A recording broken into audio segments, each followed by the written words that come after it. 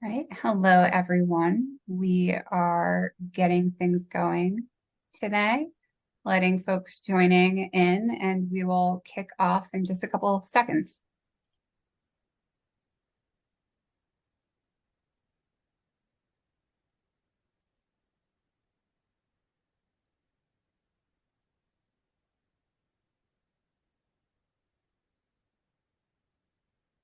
All right. I can see we have quite a few people who have already joined, so I'm going to kickstart here.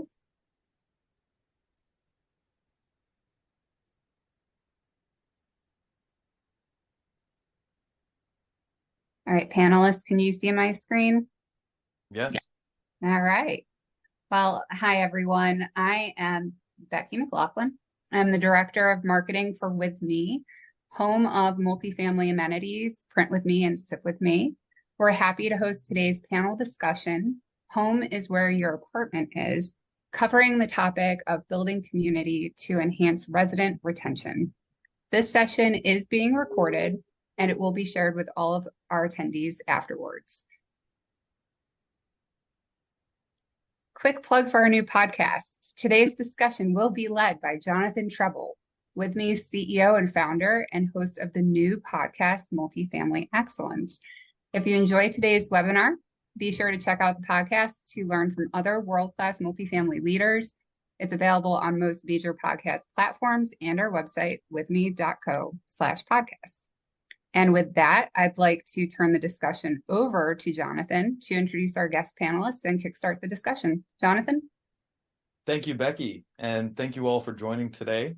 This is a topic that's near and dear to my heart as somebody who has lived in rental units since college or during college, and who is living in one right now that does, I think, a great job of building community. And so we brought in three experts, and I'm excited to introduce them.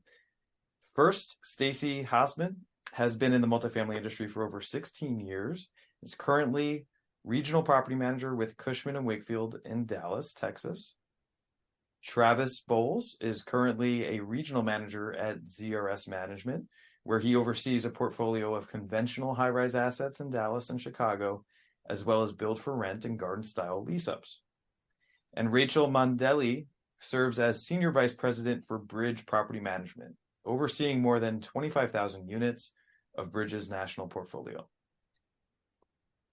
The first topic we'd like to discuss today is really the importance of finding ways to transition back to normalcy after COVID.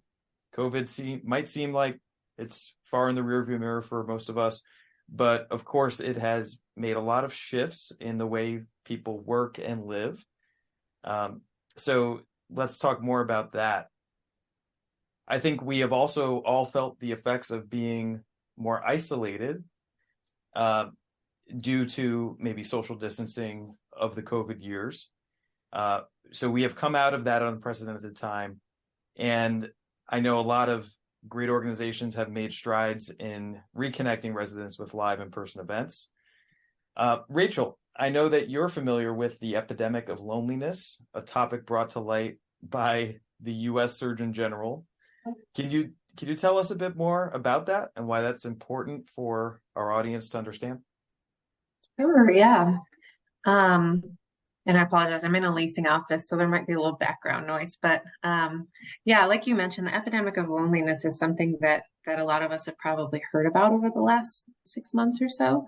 And it was actually something that was kind of coined by the Surgeon General in the Department of Health and Human Services.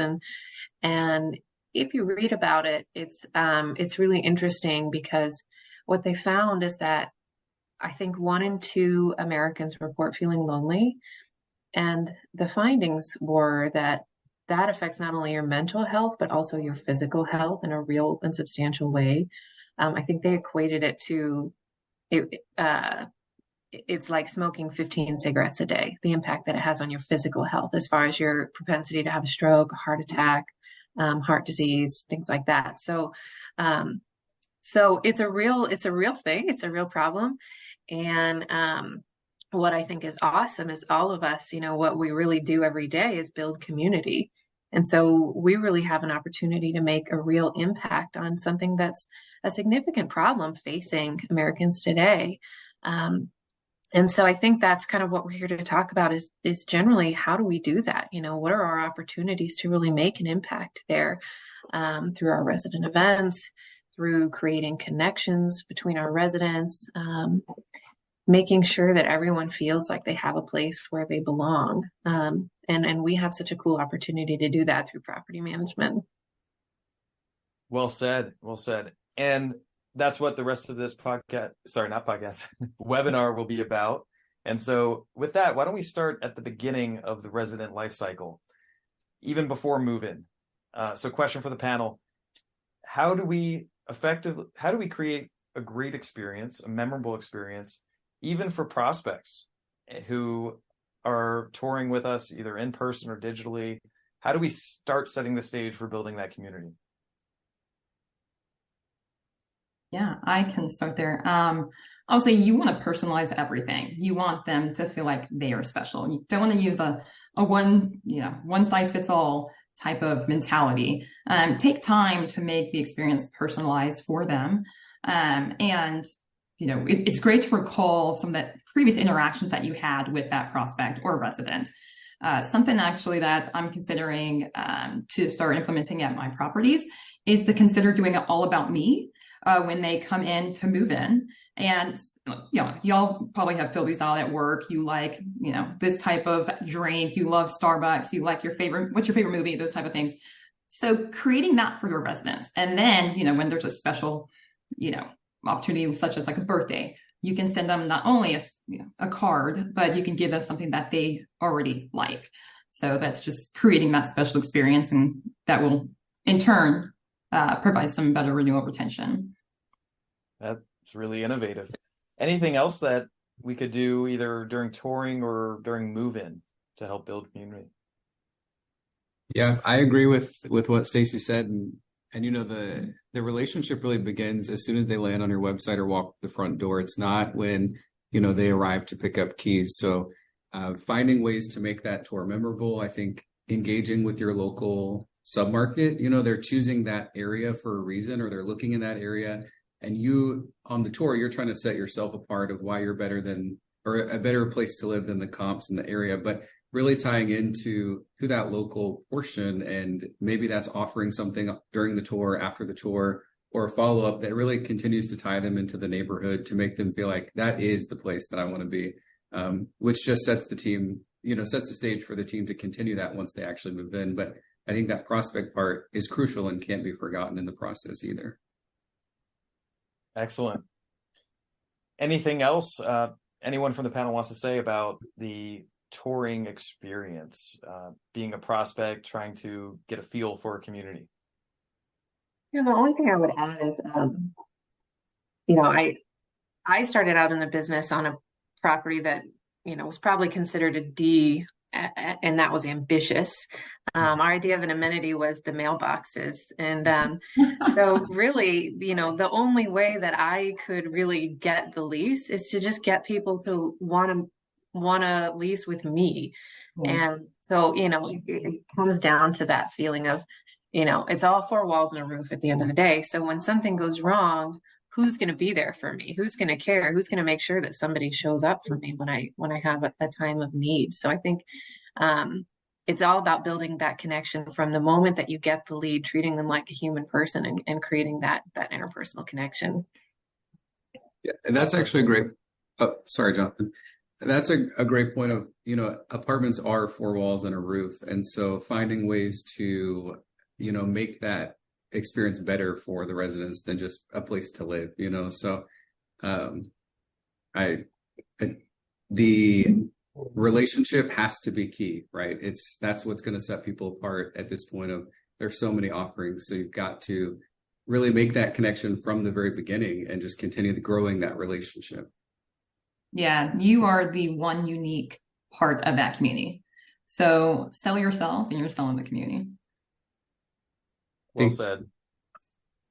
In the hustle and bustle of property management can be so chaotic. We forget how intimate of a portion we really play in these people's lives, of where they're spending so much time. And so I think, the more responsibilities, technology is great, but sometimes can add more time to the team than we realize. And so just making sure that the teams are stepping back to understand the significance of the role they're playing in these people's lives. And it's not just their 9 to 5, it's also a direct impact of how 3 or 400 other people are living. Mm-hmm. And I can attest, as a current resident at a professionally managed multifamily community, my leasing professional who I first toured with is still very present in the community interactions, attends all of the events that they put on, and really feels like somebody who lives there, even though she does not happen to live there. Well said. That's a great point. So let's move on to events then. Events are a big part of building community. First question on events: what types of events, in your opinions, have been the most successful at encouraging resident interaction, people actually coming out and engaging, not only with your staff, but with each other? I can start. I can tell you what doesn't work. Trying to build community with grab and goes. The majority of the interactions, you open up a Chick-fil-A bag and what you ask your neighbor if you got apple juice or orange juice, that's not building community or having conversations with your neighbors. So I would say definitely it's good to do. But I think that you have to have some other ones to support the resident experience and having them build a community, because you can only do so much. Like, you can give them the portal, right? You're giving them a location where they can congregate and speak to each other and hang out with each other. But you'll have to do the right thing, right? Personally, I have SFR, which single family rentals, in my portfolio, and they are homes. There's no clubhouse in some of these developments. And so we're trying to think like outside the box of what we can do to help build community. And the other great thing, but problem, is that we maintain about 100% occupancy all the time. And so what we decided to do was to push out our move out. Push the make ready date. There we go. To have a home ready. And we are throwing parties in a vacant home to kind of create that community feel. Brunches are always great. Definitely happy hours. Something that's kind of cool that I implemented at a previous life was discounted tickets for all the residents in Dallas with any property with the Dallas Mavericks. So if you purchase a ticket, it's 10% discount. We partnered with them to have games at different. It doesn't have to just be the Mavericks, but like we did a baseball game where residents came out. We provided tickets, and that was just a way to kind of build that community. Hosting a game night at a local stadium. I think events are so important for resident retention. People have stayed and renewed because of events and how they feel. They want to get to know their neighbors. They want to have their friends as neighbors. And in reality, in turn, it just does tenfold with your renewal retention. So it's important.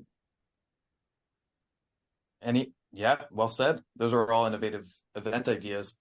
Anything else maybe other panelists want to add about event ideas that seem to really work? And even, do you have parameters that you give your teams to say, all right, we should be able to do events that are within a certain budget kind of range? How much, and then, we're all senior leaders here.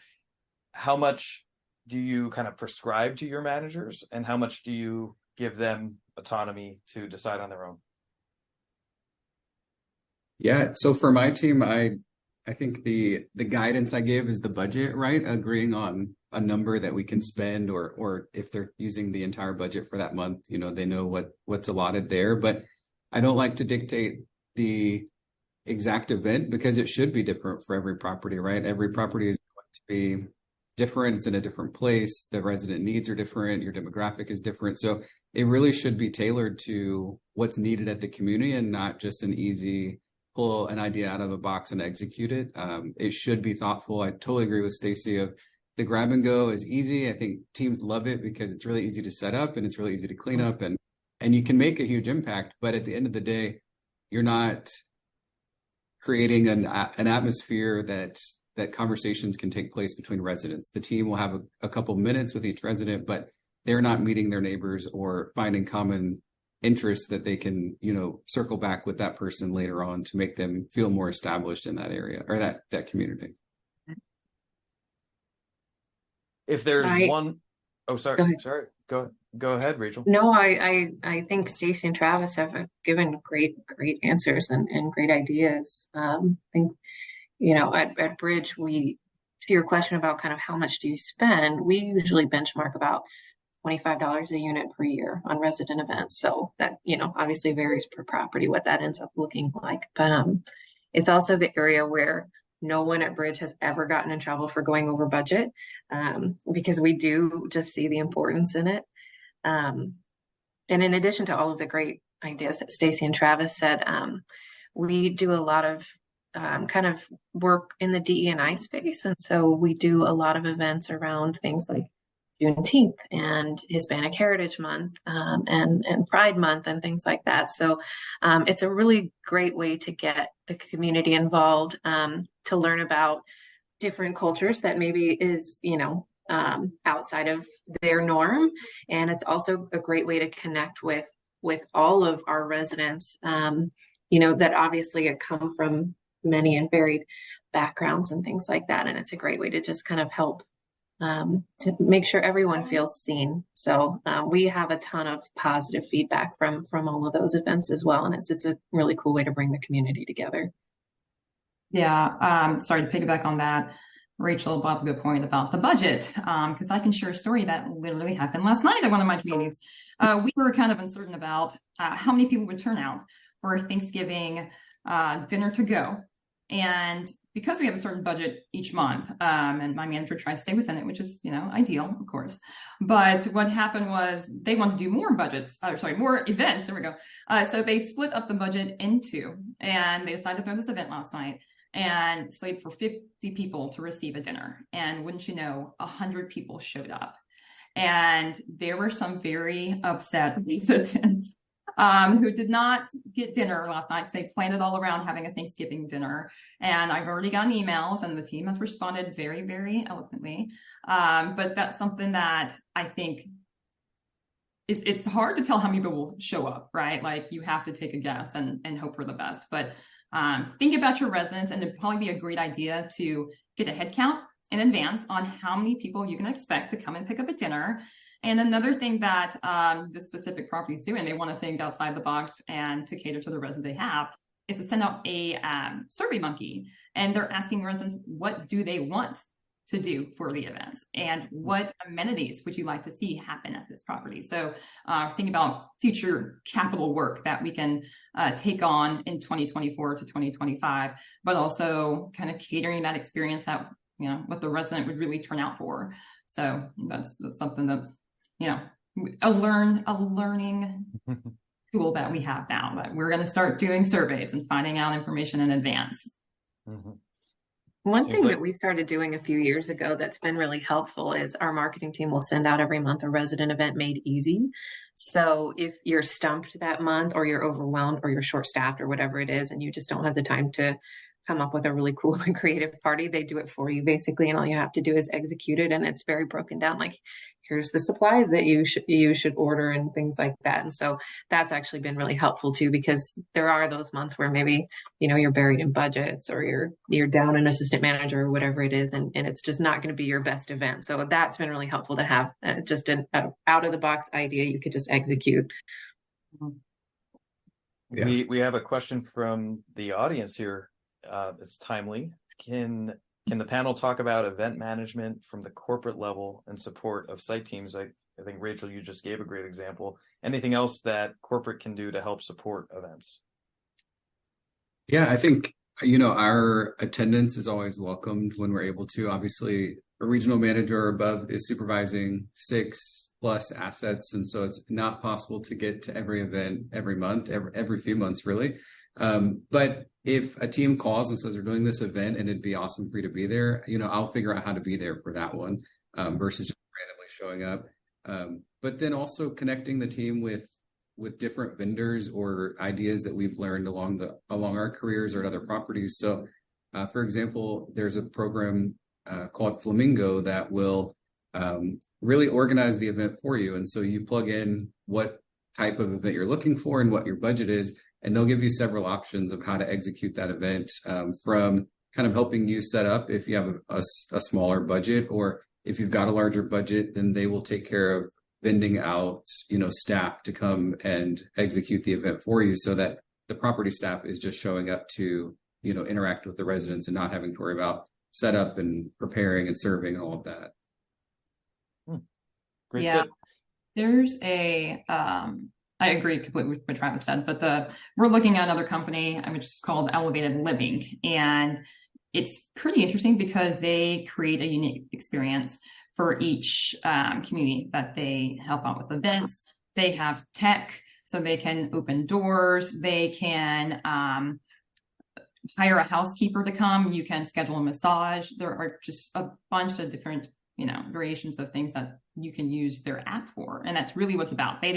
It's about the resident experience. So they're not having to go to multiple different avenues to try to schedule things. They can just do it all right there. So they create these amazing events, very high end, classy.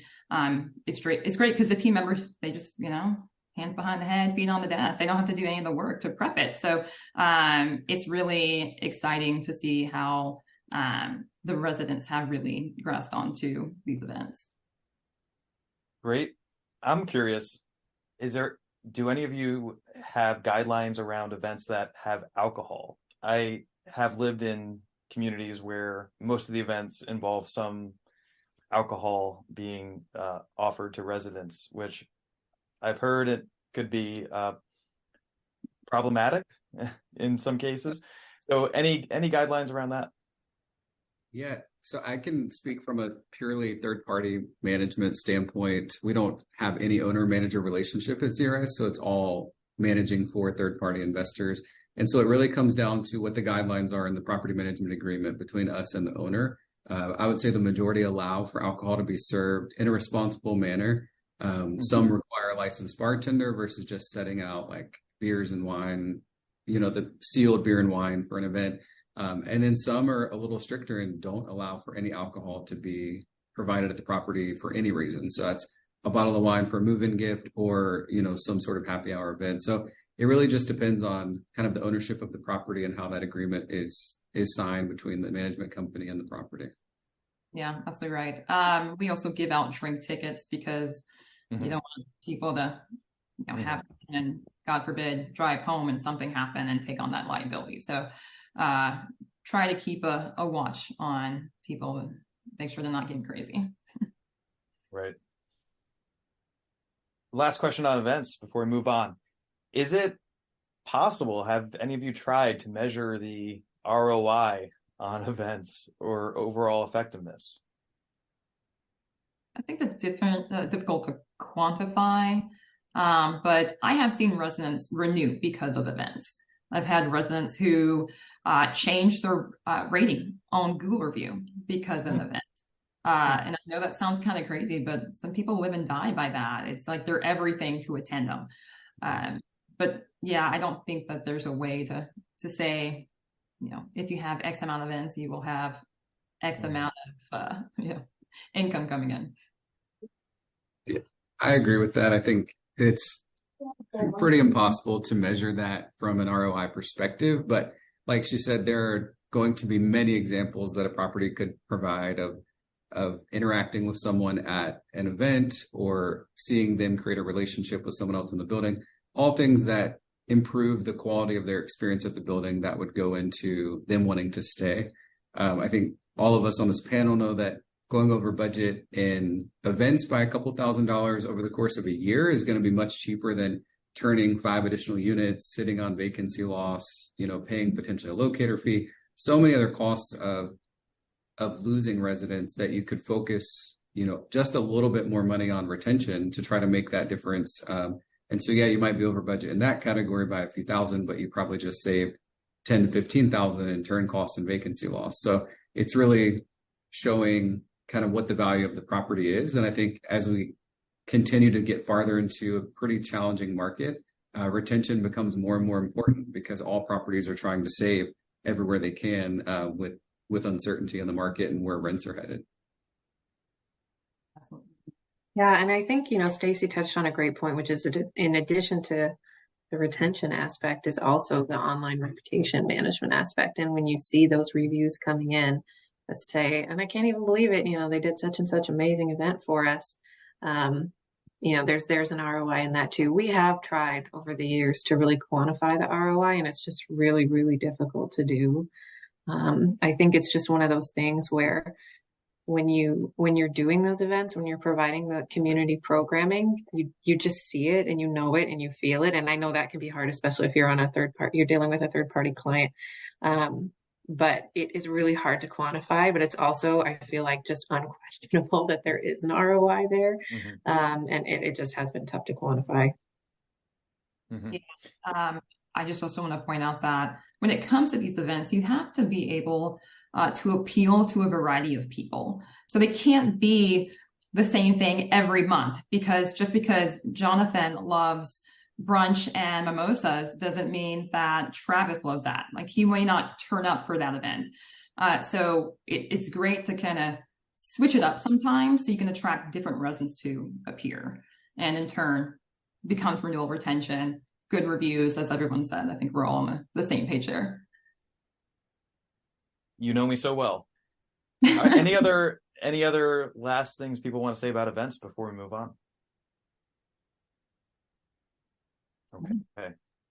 And we'll leave the Q&A open if there's more later. But let's move on to the next topic in the webinar, leveraging digital platforms. This is a new-ish way to build community over the last 5-10 years. So first question, what's the best way in panel's experience to disseminate important information to residents, first of all? So communication channels, because this is one way of forming community. It's the communication between the staff and all of the residents. Yeah, for us, we use Knock to send out a lot of emails. I feel like texting is the way to go. It's quick. I get enough phone calls from, everybody, spam, people who are running for office locally. I don't really answer numbers I don't recognize. So I think it's important to text people, quick answer, quick response. And also through our social media and responding to people on there via Facebook, Instagram, whatever it might be. People will always respond. Yeah, those are both things I was absolutely going to touch on. Even a few years ago, email was everything for communicating with residents. And now I think, it absolutely still serves its purpose. I don't shy away from that. I think teams still should be sending emails, but those text messages should also be going out. One thing that social media has definitely changed is people contacting you on social media, not just liking and commenting on your posts, but pulling up a property's Instagram account and seeing several DMs there waiting for a response of residents or prospects that had used that method to engage with the property. So making sure that once those socials are set up and the teams are posting, that they're also checking messages there, because that could be a lost opportunity if those messages aren't replied to. Yeah. I actually have residents who message me through LinkedIn. I mean, they're just, they do not hold back anymore. But yeah, I think it's just, social's just completely transformed everything for us. Yeah, speaking of social, so which of those social media platforms do residents seem to engage with the most? I think it depends on the quality of the post, to be honest with you. But I think I see a lot of great engagement on Instagram, especially if it's not just kind of the generic posts from, like, we use Soci or whoever you use to kind of just do your standard social media posts. But when you have a team that really gets creative and they're putting funny videos and, dances and all of that stuff on Instagram and even TikTok, that's kind of where we see a lot more engagement than we do on Facebook. Mm-hmm. Yep. Instagram and TikTok for sure. The Facebook page, kind of like emails, it's important to still have your presence, but you're not getting a ton of interaction there, especially as, the renting crowd generally tends to be a little younger. And so you're having to kind of follow what is the in social media at the time. But TikTok has definitely exploded in multifamily over the past year or two. Yeah, same. It's the rest of the panel. Instagram. I think it's also important to have real, authentic photos and not the stock photos. And what really resonates are, photos and videos of the team. I feel like that definitely gets the most likes, and you want to put the important ones out there, floor plan and tours and that type of thing, and the community. But it's really the faces and get to know the team members that creates the most engagement for us. Wow. I think So go ahead, Travis. that's a great point. People want to see authentic posts at this point. They're not interested in seeing a stock photo of a dog running through a field, while your property is under construction. So they want to see the progress pictures of if it's a lease up, they want to see the progress pictures. If it's stabilized, they want to see shots of, like you said, the team or residents living their real lives at the property and not just what we're advertising it could be like. So absolutely. Yeah, I know folks here have managed lease ups. That must be hard to get authentic photos. So do you throw a hard hat party, or how do you try to build authenticity during the lease up social media phase? Yeah, hard hat photos will always get good attention. If you're leasing out of a trailer, it's kind of funny to us, but prospects love it. And then just showing the same areas, as time progresses. So if the pool courtyard is starting construction, do every couple of weeks post a picture from the same angle so that they can see how construction is progressing. Yeah, and also when it's time to have that big open house party, I mean, everyone's going to know about all the pains that y'all went through to get to that point. So, as he said, hard hat, show the construction. I love it. I want to ask a follow-up on TikTok. I didn't realize that's a popular channel, multifamily. So what are your teams posting there that's getting engagement? Is it the latest dance or that and others? What works well for multifamily teams? Dance, yes. Voiceovers are really popular. And they're funny. I mean, I enjoy watching them. I can scroll on Instagram for way too long. But what's kind of cool is that you can do a TikTok and you can post on all three of the social media at the same time. We do use Staci as well. So it just makes it really simple for the team. It's not that, time, impacting to do it. Mm-hmm. And even if it's giving oh, go ahead, Rachel. No, go ahead. Even if it's giving a tour of a vacant unit or of the model, but you're using the music, whatever is trending on TikTok at the time, so that as they open it, they recognize the sound, and then they're more inclined to watch you walk through the property or walk through the apartment. It's using the feature where it basically fast forwards as you give the tour, so it doesn't have to be a long, like real time walking through the unit. But it's just kind of combining what's trendy with what our goal also is by being on there. Yeah, I think you guys nailed it. One more thing, sorry, Hasman. Hashtagging.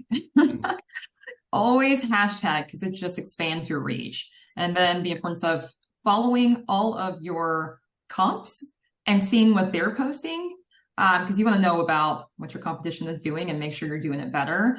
And also following all of the different restaurants and such in your community and getting them to follow you back. I think that will bring on, and I know this is going down like a whole tunnel of talk of social media, but just to bring you more followers, definitely follow whoever you can to create that better engagement.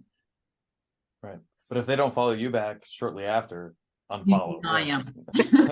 No, you block them. Okay. So we've already talked about Staci. Is that the main platform y'all are using for managing social media? Any other platforms or services that have worked for you all? Yeah, there is Community Rewards, which is now a RealPage product. It's not as much social media. It's more kind of like an internal social media for the property where residents have the opportunity to interact with other residents, get points for leaving a review or renewing their lease, things like that they can redeem for gift cards. It's also a way to get kind of internal reviews so you can get a pulse on how the residents are feeling. And if it is a positive review, it offers them the option to then post it to Google or Yelp or wherever. And so that is generally a good way to digitally interact with residents that we've seen success with. If 10 residents earn a $5 gift card throughout the month. That $50 is well spent of the time they've spent interacting with the property over the course of that time. Mm-hmm. Yeah, we use Soci, but kind of touch on that review. Before the review goes up, we use opinion. Mm-hmm. And that has helped us overcome some of the negativity that could, officially get posted and for others to see and deter someone from leasing. So sounds similar to what you use, Travis. Yeah, we're with opinion and Soci as well. So same. So speaking of social and maybe negative opinions, some of you, I think, have inherited private resident-only Facebook groups, and I'm sure many in the audience have as well. Any advice for, let's say you take over a property that's had one, or one pops up one day? Any advice for managing that? Ooh, well, yes. Good luck. Good luck. I tried to join in undercover. They figured it out and kicked me out of the group. I did get a friend to sign up to join the group, and it's great because she gives me intel on what the residents are saying. It's like, hey, did this really happen? I'm like, yeah, it really did. But we're able to kind of manage it and overcome it and get ahead of it by knowing in advance on what they're saying. So it can be hard because a lot of these groups, such as Facebook, and this is I had 4 properties in downtown Dallas that endured quite a bit of crime, theft, a lot of things. Not Cushman, again, the previous life. And they had their own internal Facebook. But what it really creates was a lot of negativity. And it put a lot of false stories out there. People made up things. So it's hard to overcome. But you have to take it with a grain of salt and do everything you can. I mean, we are only human. We make mistakes, and don't beat yourself up because some resident decides to be negative about you. You're doing your job and you're doing great at it. So that's what I tell my team members. Yeah, I mean, absolutely. It is very tough. Most of them that exist, like Staci said, are not going to let the team in. And if the team gets in, they find a way to remove them. So whether you have access to it or not, I think if you do have access, like she said, it's super beneficial so you can see what the hot buttons are, so you can focus more attention there. But if you can't get in there, just at least become more communicative, sending out those, if it's a property with a lot of challenges, sending out weekly updates of here's progress we've made this week, or here's what we're working on next week, just letting residents know that, yeah, we understand there are issues, that no property is perfect, but we continue to work on them and show our dedication to making this a better place to live. And I think if the team keeps pumping out a positive message, then, people can still choose to be negative, but it's hard to stay that way if you're consistently receiving updates of what the property management team is doing to make life better at that property. Right. Transparency is key. Don't lie to the residents and just tell them what they want to hear, because in the end, that is just going to diminish the relationship. Well said. Yeah, and I think, you can look at those groups of residents as an opportunity, right? These are people that obviously care about what's happening at the property. They're passionate about the community, and right now they're channeling that passion into a negative outlet. But I think you can look at that as a great opportunity to turn that around, and they have the passion to be your number one fan and your loudest fan. So that's always been my approach when I was on site, is just to make those people my best friends and my number one fans, because they're going to be loud about it. So I think seeing it as an opportunity is a good way to think about it. And then focusing on the residents that are really happy and asking them for reviews. Don't pay people off for reviews. I'm not saying that, but somebody happened to write a review that we did not even solicit. I would send tips, treats, like a little half a dozen, and be like, thank you so much for the kind words. Something that we're doing with my team members right now is if there is a positive review, and they call out your name, you get an extra $25 bonus. So it's something easy to kind of help this, grow our Google 4.0. That's our saying for Cushman, trying to get all of our properties to 4.0. And we look at that weekly, and we measure, our growth, and we celebrate it. And, it's a fun way to kind of also build that relationship with the residents. Well said. And you should capitalize on those happy residents, right? So get them to write the review, but then follow up and encourage them or remind them of your resident referral fee, so that they know if they're happy there, bring friends who are likely like-minded and would potentially also be happy there. And then they get, some little perk for their friend moving in. Yeah. Well said. Well, I think that's a wrap for this section, the digital platforms, unless anybody wants to add anything about managing digital platforms or posting to social media. But I think we covered a lot there. So we'll move to the final part of the webinar, which is Q&A. We already have one question from the audience, and I encourage attendees now to think if you have any last questions, you can just pop them into the Zoom chat and we'll field them. But let's start with the first. So this comes from Diana. How many events would you advise a property should have over a period of time? Good question, Diana. I think ultimately it's going to depend on the budget and the need. If you try to throw an event and no one shows up, I wouldn't recommend doing 3 more that month. It's kind of a waste of your time. So I would probably pivot and consider a different event. But I think it's safe to say 1 a month is kind of like the minimum expectation. If you have great engagement with your residents, bi-weekly, I think would be perfect. But really it's just going to be unique for that property and the demand of the residents. Yeah, I think for us, the bare minimum is 1 a month. So all of our properties are required to do at least 1 a month. But the majority of them do 2 a month. And a lot of times that can be one, party type event and then one more passive event. So we do not count the breakfast on the go or those types of things as an event, but they can be a secondary event.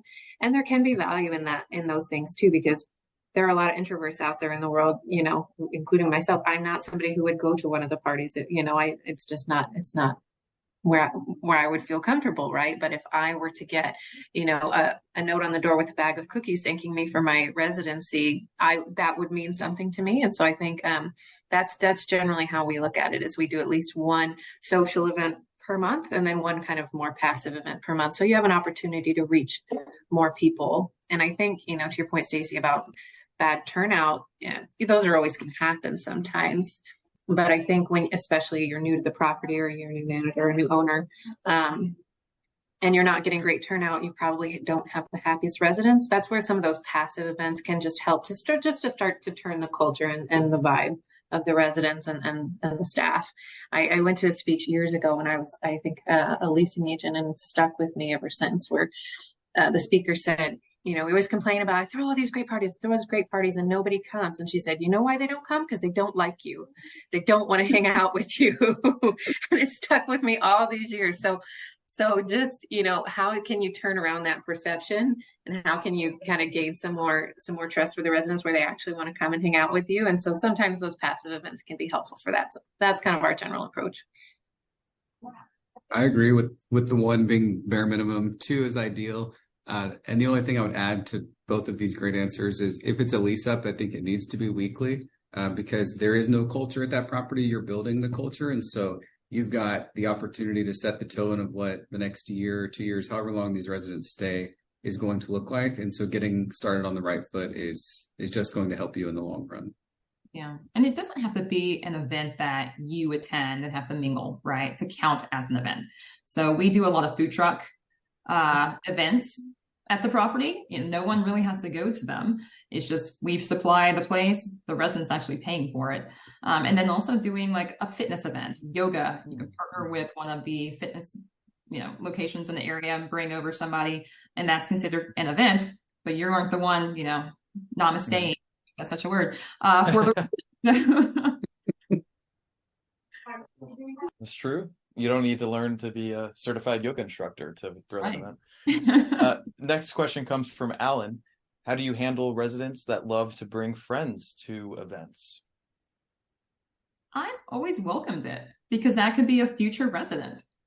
Now, if they're bringing like a party of 10, different story. I can tell you, I had a property where a resident brought literally like 8 people from their family, like their sisters came, everybody came, and it ended up being a huge event. But I think that the residents really liked it, because just getting that many people for an event, and this was right when we opened their doors for COVID, it was neat to see, kind of like the before times are back. Mhm. Yeah, I totally welcome them bringing friends. I think we've Yeah. probably all seen those reviews that say like, I don't live here, but my friend does, and the gates are always broken, or her AC's been down for 2 weeks. Well, couldn't that person just as easily say, I don't live here, but my friend does, and I've been to this awesome Taco Tuesday event that they have, or food truck event, or whatever it is. So I absolutely welcome it. What about furry friends? Not the humankind, the canine or See, I feline. see it behind Becky. Yeah, see one just popped in, his ears perked up. Yeah, we do a lot of like yappy hours at the dog park, those Mhm. types of events, pet of the month contests, pet owners, they're obviously very invested in their pets, and it's a great way to get a lot of engagement on those resident events. Yeah, and the social media people. I don't have a dog, but I freaking love watching dog videos on social media. So yeah, that would garner some additional likes online too. One thing I've seen that works well in my community is in the lobby downstairs, they have a free dog treat bowl. And I go down often to get coffee from the coffee machine we have there. It's a great one. With me, sit But with me. it is. So I'm going for coffee and people are coming in with their dog for a treat. It just creates a lot of serendipitous intersections, I guess. So what else how big of a focus are pets for the communities that allow them? At least does that weave its way into events and building community?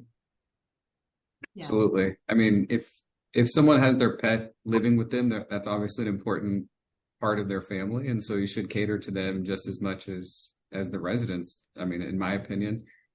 So regular dog events for sure, or cat events, I guess, could be a little more challenging, but catering to pets, and the dog treat situation in the leasing office is key, right? That's just another opportunity to interact with the residents as they are inclined to stop by and get a treat. Not only will their dog love going through the lobby, but that's just another couple minutes that you can engage with that resident and make sure everything is going well. And if it's not, get in front of how to turn that around for that. When I was on site, it was very important for my team members to know the names of everybody's pet. I'd say, I don't care if you know the resident's name, know the pet's name. And it's amazing also that dog owners, they know like the tea from everybody. They all congregate at the pet stations, at the pet park, and they talk all the time. So you want to have a good experience. One, it will kind of migrate itself within that, little dog organization. Mm-hmm. Couple more questions here. Travis, what is the name of the program you use for the reward system? That's community rewards. Okay. And then from Jessica, does anyone have experience hosting great resident events at large properties that do not have a lobby that is possible to have an event, I suppose? We are 711 units, garden style. The best turnouts have been giving out big prizes for attending, but smaller events tend to fall flat. So I had 704 units before, and yeah, you can't hold that many people, in one office. So I think it's teaming up with some of the different restaurants and bars in the area, and it's cross marketing at that point. They're going to advertise that we're there. We're going to advertise for them that we're attending this event. But typically, I've never had a problem having a large event, especially like sports watching type of event, when I had a larger property. Yeah, and I don't know where you're located, Jessica, but we do a lot of outdoor events in those cases.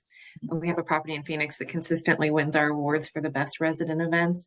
And they're 856 units, and they do a lot of outdoor events. And so they've done really extravagant stuff, like they'll bring in a petting zoo, and the families turn out like crazy for that. Or they'll do, a huge fall bash, and they'll bring in a whole pumpkin patch setup, and things like that. So I know depending on where you live, you can't always do outdoor every single month, but I would definitely capitalize on that when you can. For sure. Another idea could be what Staci touched on earlier, is using a vacant unit if you don't have a large lobby. And And also with that 711 units garden cell, I imagine you have a lot of buildings. And so targeting different parts of the property and hosting smaller events, splitting it up into quadrants or something. That way it can be a little more intimate for the residents that do attend instead of walking into an event like the pumpkin patch, which I love that idea. I'm gonna have That's to cute. but that there could be 100 people and you might be overwhelmed talking to other people. Splitting it up and trying to target smaller areas could be beneficial as well. It's a great idea. Well said, everybody. All right, any last Q&A questions? I'll also leave it open to the panel. Any last thoughts on building community?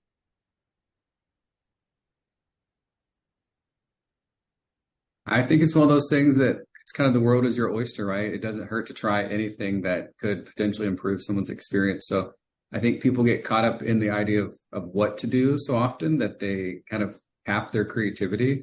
And I would just encourage you to think outside the box, really set yourself apart from your comps or other properties you've been at to really give these residents a special experience and a reason to talk about where they live to people in their lives. Yeah, and maybe take off the business hat and think like a resident when it comes to creating these events and scheduling these events. And be mindful of holidays. Maybe not the same holiday that you celebrate is what the residents celebrate. So you don't want to plan something at a time when people won't be able to attend. Yeah, and I think just really remembering what an opportunity that we have, that this isn't just a check the box thing because your regional's requiring it or your company's requiring it, but that you really do have the opportunity to make an impact. And I think Travis, you said that it's such an intimate business that we're in, that we work in people's homes and we are in their lives in a way where we can be really impactful. So just remembering the opportunity we have. Yeah, and try to encourage your maintenance team to come. Ultimately, they have the most exposure to residents because they are going into the homes. And as we move further and further into a digital world, we see our residents less and less. So have them be that familiar face and invite these residents directly themselves to attend. I can attest to that. I see the maintenance folks more than the office folks these days as a resident of a large community. We have a last question. What are some of the amenities your residents love and appreciate? I think for us across the country, across asset class, it's our soccer fields. Those things are used every day. Soccer fields. Cool. Wow. Indoor, outdoor? Outdoor. And it creates a great space for a resident event. It's a huge open space. Wow. Wow. Definitely no soccer fields in downtown Dallas. So very little green space, period. Yeah. And many spaces.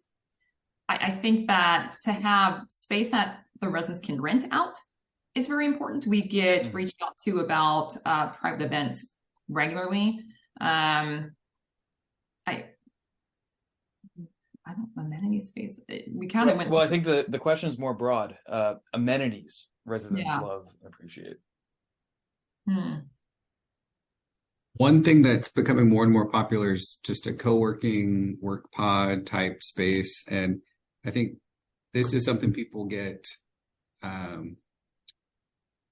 we don't have the budget to rent or to buy all new furniture to make that work. But again, get creative. Like, can you just move the furniture you have to be in smaller seating areas where people can feel like they have that little bit of space for themselves, even if they are in a large club room? So it's not always about replacing furniture or moving walls. It's just, getting creative with what you do have and trying to make the best of it to meet the resident needs.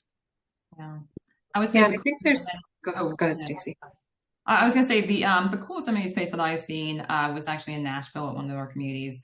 It was a music space. So it had a guitar and a piano, a soundproof room.